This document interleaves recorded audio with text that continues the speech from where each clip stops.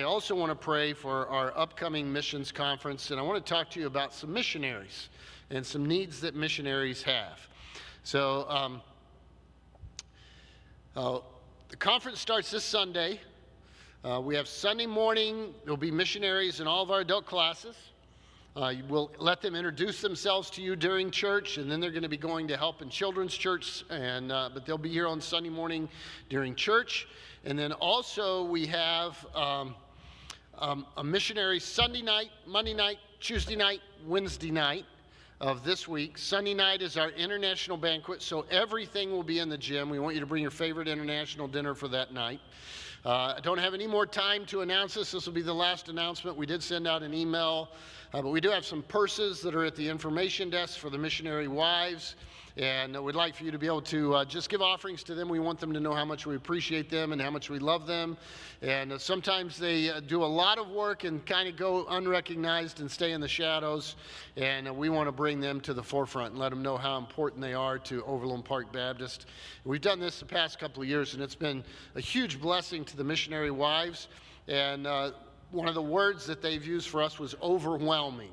It was overwhelming how much the love was showing through for them from our church. And that's exactly what we want. We want to do anything we can to be an encouragement to them. Now, there's several places in the New Testament. I'm just going to read a couple where Paul was talking. And he says in 2 Thessalonians 3 and verse 1, talking to Thessalonians, "Brethren, pray for us." And one of the prayers was that the word of the Lord may have free course and be glorified, even as it is with you. And then also in the first epistle, as he finishes that out, he says in verse 25 of the final chapter, "Brethren, pray for us." But one of the passages that I want to share with you is in Ephesians chapter 6. And it's right after the entire passage on the armor of God. And it's talking about us standing strong, and how important it is that we stand strong in our faith, and that we fight against spiritual battles, against principalities in high places. And it's a spiritual warfare that we are engaged in. And it's right after that passage that he tells them to be strong in the Lord in Ephesus, that he says, "Praying always with all prayer and supplication in the Spirit, watching thereunto with all perseverance and supplication for all saints." And he uses that, and we often use that as the last part of the Lord's armor. One of our weapons is prayer, but that he says right after that, where we normally stop, the next verse says, "and for me." And Paul was requesting that prayer. And one of the things that always our missionaries do is they request our prayer. And I don't know how faithful we are to do that, because there's so many. We have 130 different missionaries. We have missionaries that are sent out of our church, 10 different missionary families that are our kids and our members. And it's easy to say, "Lord, bless the missionaries," and to not really know what's going on in their life and what's happening. I'm not for sure how often you read our missionary prayer letter board. But if you don't, just try to make that a habit of stopping by there and reading those letters and looking for the prayer request. I think once something's out in the foyer for a long period of time, we don't even see it anymore. And we can walk right in. We never even see the televisions. We never see the new table that's out. Maybe the first time something's new, we see it, but eventually we don't even recognize it. It's easy for us to tune things out as we come through. And I don't want you to tune out our missionary prayer letters because of the importance. I was very thankful last Wednesday night for the message that Brother Craig gave us about being a father of a missionary. And I thought it was terrific, and it had a lot of insight. If you missed it, I'm sorry. We didn't record it, and we didn't put it online for obvious reasons. But just reminding you of the points that he had as a dad of a missionary. The first was panic, right? And there's a lot of reasons to panic. And then, or proud, he was proud first. I'm sorry, let me get it right. He was proud first. You're proud that they're going to the mission field. And then the panic set in of all the things that happened. And he described for us a lot of things that his kids have to go through. But then eventually we moved to peace and how he got to that peace. And then the last point, the fourth point, was pursuit, that we're going to pursue what God wants us to do. Well, I've been going through our missionary letters this week, and this is just mostly October, just the last letter that some of these missionaries have given to us. And I'm not going to read the entire letters. I'm just going to read highlights of these letters. I'm going to tell you who they are, what's going on in their life, and I want you to pray for them. I want you to pray for them tonight. After we finish, I'm going to ask several people to pray. I'm going to ask Brother Dennis Billups to close in prayer in a little while. It's going to be a while. I'm going to ask Brother Carson to lead in prayer, and also Brother Nathan. If you guys would just pray, and then I will finish out in prayer. So we want to pray for all these. So you might want to write some of these things down. And also for the missionaries that are coming this week. We have 4 missionaries coming this Sunday, and then 2 that will be here the following Sunday. And we want to pray for all of them as they're coming this way. Some of you have been on mission trips with us to the missionaries and their needs that I'm going to read. And so I want you to hear what's going on. And hopefully you'd say, Pastor, I already knew all those. I keep up with all the missionary letters. If you do, good for you. And I appreciate that, and I'm thankful for that. But I know that there are a lot to keep up with, and they come by our desk continually.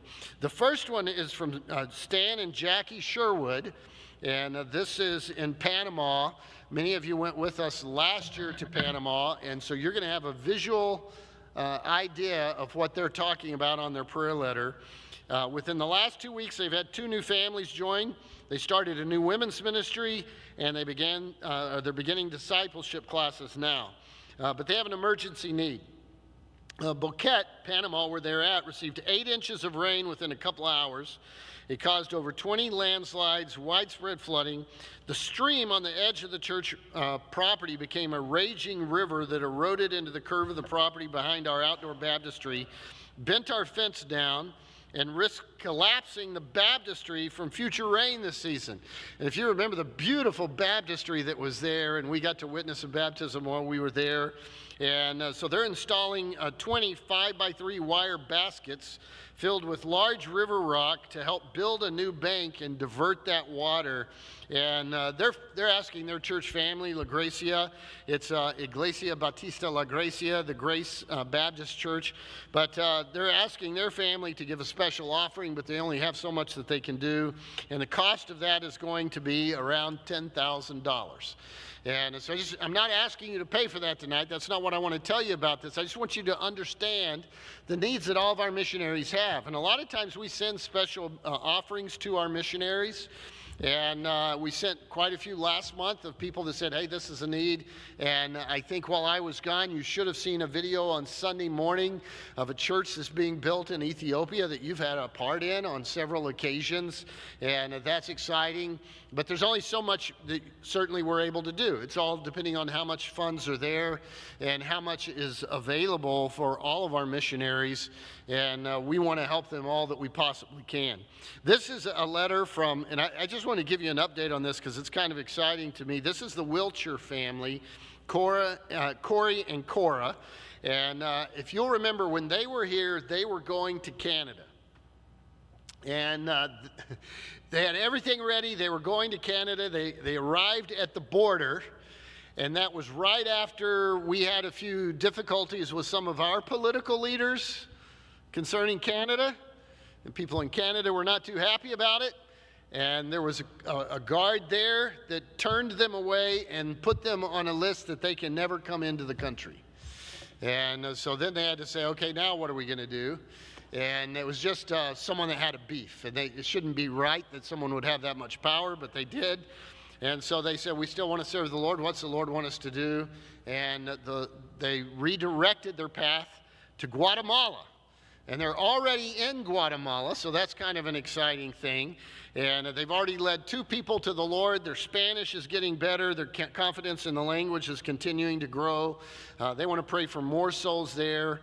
And if you remember them very well, the Wiltshire family, I really think that with his personality, if he had gone to Canada and it had been a very hard, difficult field, it would have been difficult for them not to see results.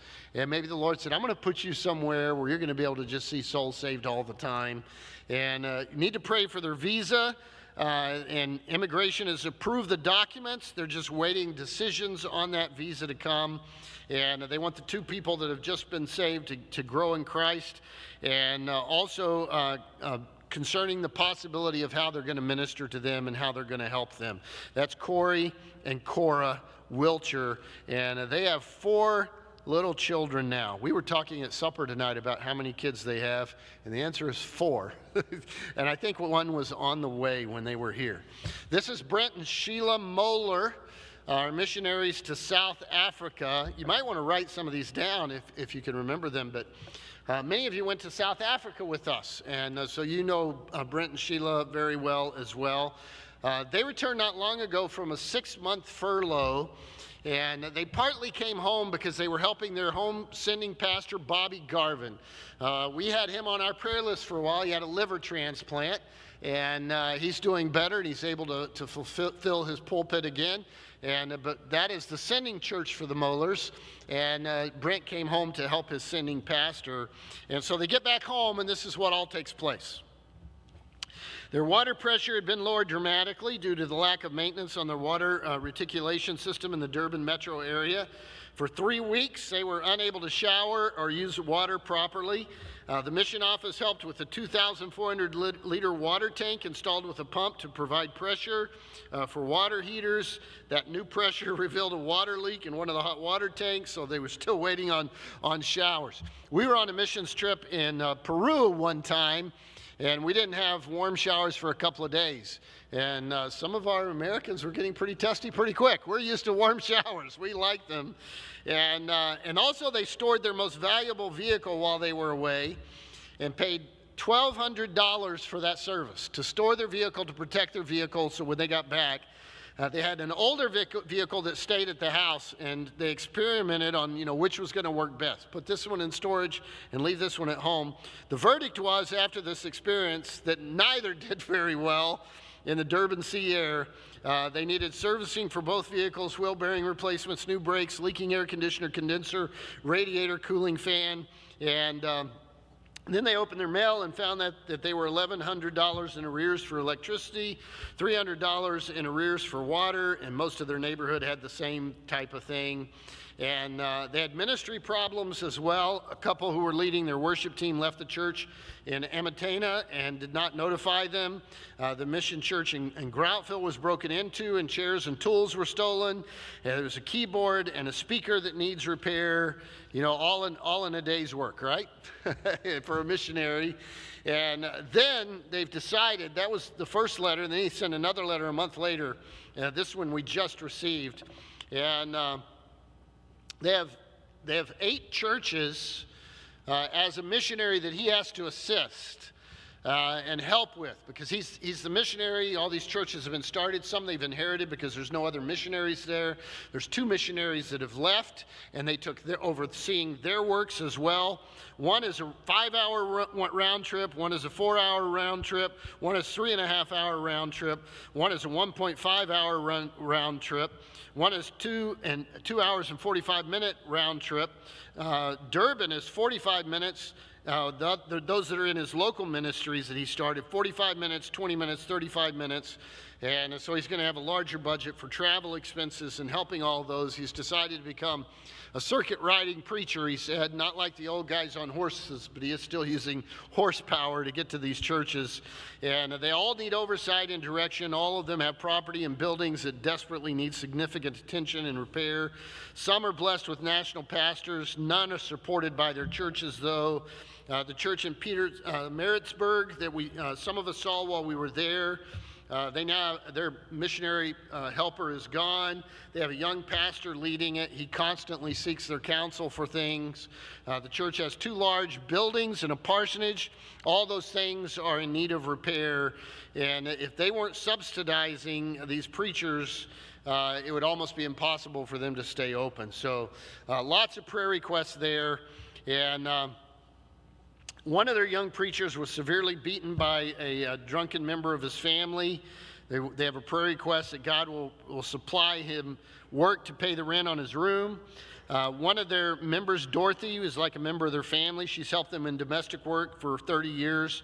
Her 32-year-old daughter died of cancer, leaving her with the job of raising her 10-year-old and her 2-year-old grandchildren.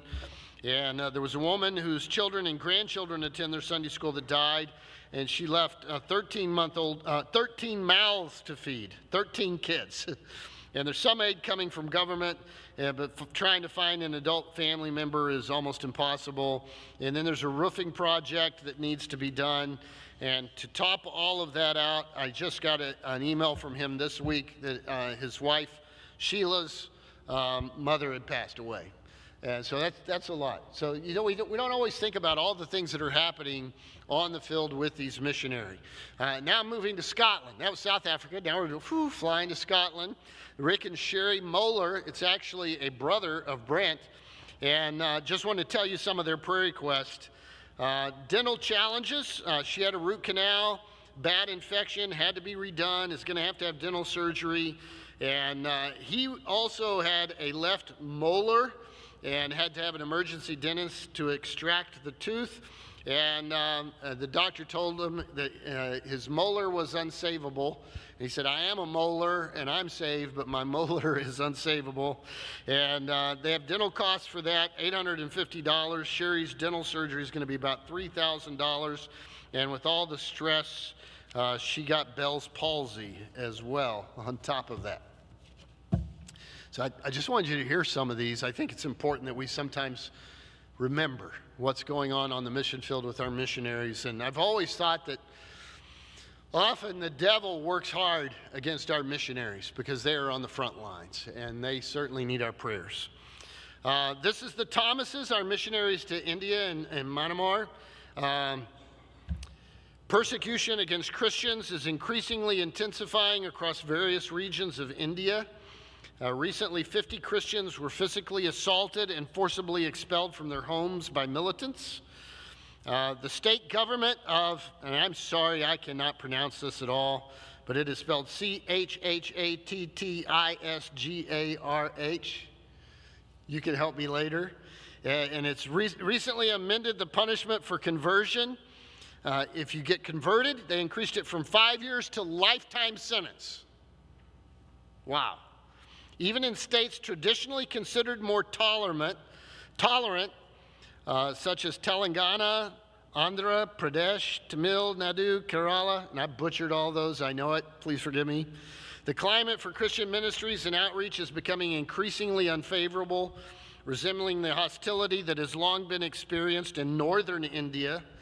Please pray for the safety, endurance, and faith of God's people in these regions, that the gospel may continue to advance despite opposition. Their college has 64 students, and their Bible Institute has 96 students. They have 4 building projects underway right now.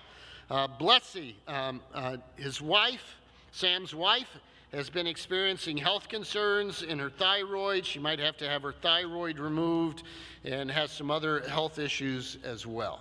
And hopefully you remember them. They were in our missions conference just a few years ago. Bo and Valerie Moore, we went on a mission trip there to Portugal, and they have a new building that they're trying to get, so they're raising money for that building. That's one prayer request.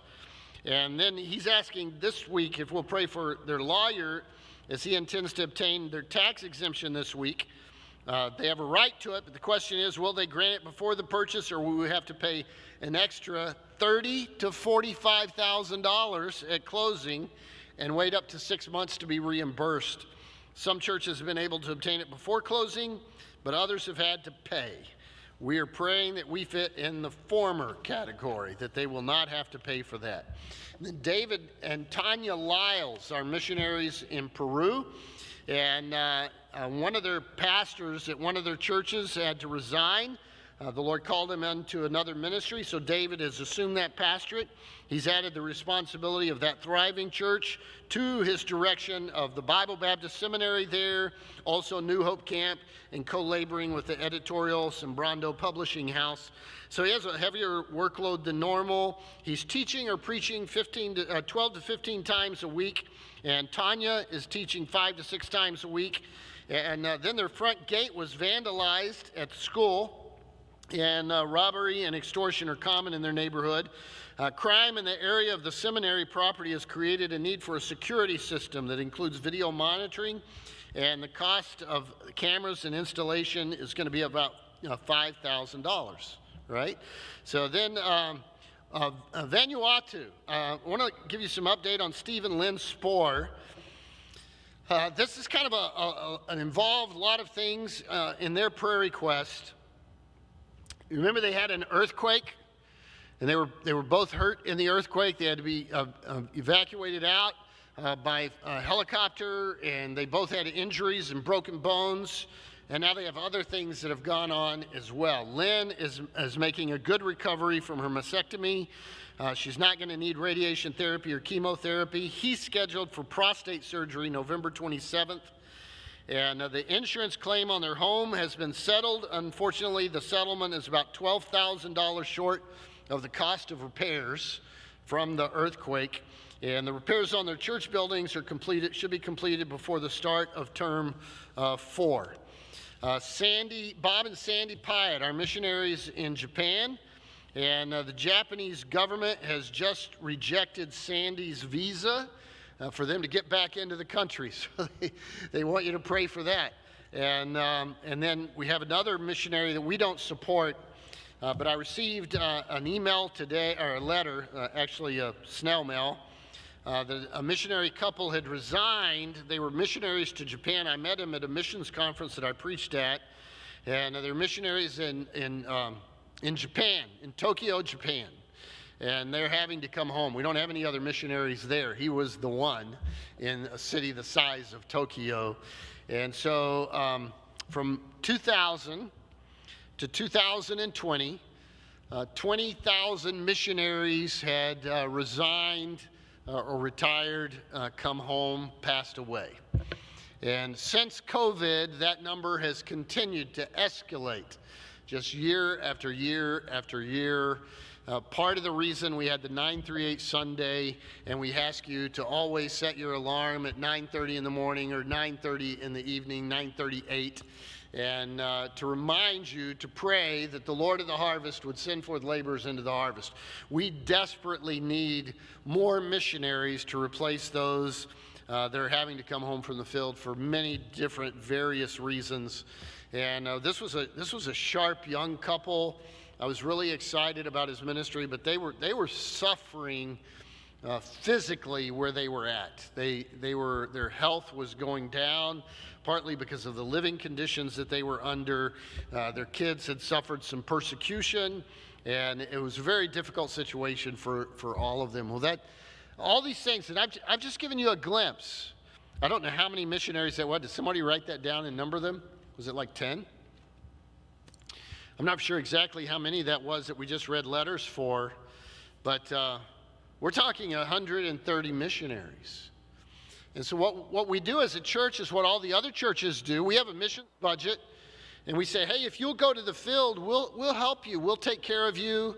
If they're one of our missionaries out of our church, a member of our church, our kids, we support them at a higher level. We support them at like $500 a month. If they're other missionaries, those average $150, some a little more, some a little less, but it's right at that $150 mark that we send them each month. And that money that they receive goes into two different funds, all right? It goes into personal funds, which is what am I going to live on?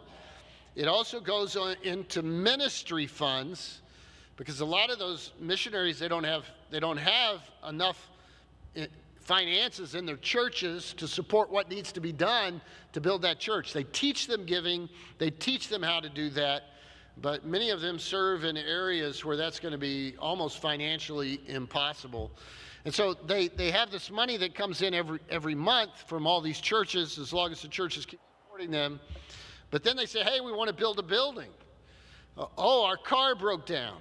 Oh, this happened with the electricity, or something else goes on, and there's not always extra funds for those projects. And normally they may ask help for funds with the car, they may ask help for funds with the building, but all the other things, and I know you say, Pastor, the same thing happens to us. My washer and dryer goes out, my car breaks down, we have to pay for cars, and who can buy a car now since COVID, since they doubled in price for some reason from pre to after, and you say, we have all those same type of things, and yes, I know that, But I just want you to recognize a little bit, just a window, just a glimpse into what our missionaries are going through and what our missionaries often are enduring. And as a church, we want to pray for them, we want to support them, we want to hold the ropes, and we want to continue to give where when someone calls, like Stan Sherwood, and says, hey, we don't want to lose our baptistry, we've got to do all this work to divert the river, we can say, hey, we're there for you, we're going to help you, we'll send you part of the funds for that. And we do that as often as we possibly can, when they, especially if they specifically ask. Yeah, we have enough missionaries that we don't always give to every need they have. But if they call and say, can you help? Personally, it's yes, we'll help. Yes, we'll do whatever we can to help you as much as we possibly can. So this week we have 4 missionaries that are going to be here. The Grits are to Spain, and TJ Grits, and his dad is Tom Grits, who was with us, I think it was just last year, right? And in England. And the Gameres, and I'm still working on pronouncing their name.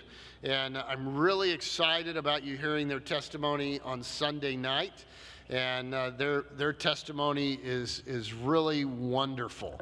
And you're going to enjoy hearing their story of what God has done and is doing in their life.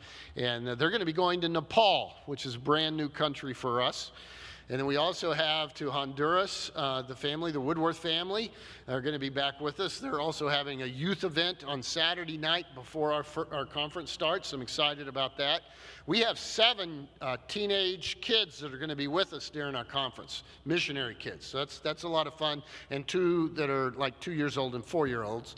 And then the Skelton family have been in Hong Kong for quite some time. Grant Skelton, their family is going to be with us as well. And you'll hear from the husband and the wife each night of the conference, on Sunday night, Monday night, Tuesday night, and Wednesday night. And then the following week, on Sunday, on our final day, which is our Faith Promise Sunday, we have 2 missionaries that are going to be here, and both of them are to the Philippines. Completely different works, different parts of the country. But the Pattersons, who we've supported for a long time, and a new family to us, the Perez family, and I think you're going to love and fall in love with them. And they are both real soul winners and got a great story of how they came to Christ and their desire to follow and serve the Lord. So I want you to pray with me concerning all these needs that I've just read to you, plus our church family, plus our missions conference that's going to be happening Sunday through Sunday, and that God will move and work and bless in the hearts and lives of our people, and that we can continue to love missions and be passionate about missions as we always have. So Brother Billups, I'm going to ask you to start, and then Brother Carson, I'm going to ask you to go next, and Brother Nathan, if you'll finish out for us, and then I will close out in prayer.